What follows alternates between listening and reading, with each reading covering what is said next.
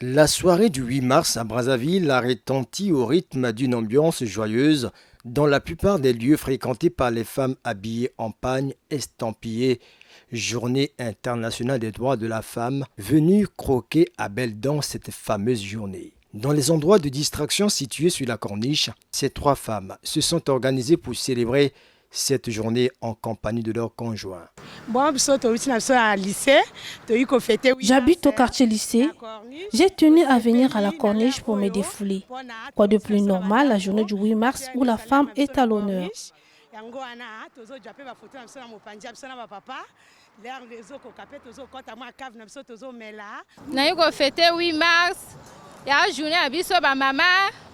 Nous sommes venus à la corniche pour célébrer le 8 mars. Ça se passe bien et nous remercions le bon Dieu de nous avoir permis de fêter ce jour.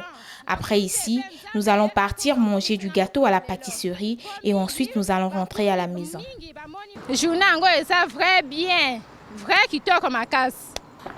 La corniche, fêter le 8 mars. Mes amis et moi sommes venus à la corniche, accompagnés de nos conjoints pour se défouler et prendre quelques photos pour immortaliser cette journée. Les jeunes filles qui ne sont pas non plus restées en marge de la célébration du 8 mars ont tenu à rappeler le vrai sens de la journée internationale des droits de la femme. Le 8 mars, ça symbolise la journée internationale des droits de la femme.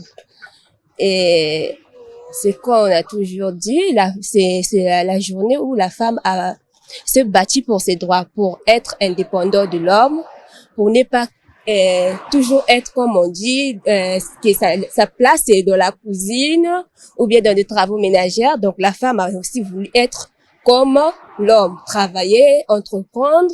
Bon, pour moi, c'est pas juste question de se vêtir en pagne, mais c'est question de prendre conscience et que toute femme doit se battre. Et non pas seulement pour s'asseoir à la maison, gérer et s'occuper des enfants. Parce que dans le temps, c'était comme ça. La femme n'avait pas le droit dans les ministères. La femme avait juste le droit de s'asseoir à la maison, de gérer un foyer. Mais aujourd'hui, c'est pas comme ça. Force est de constater que le 8 mars a pris un caractère festif réduit à l'exhibition du port de pagne ou à l'organisation des défilés devant des officiels.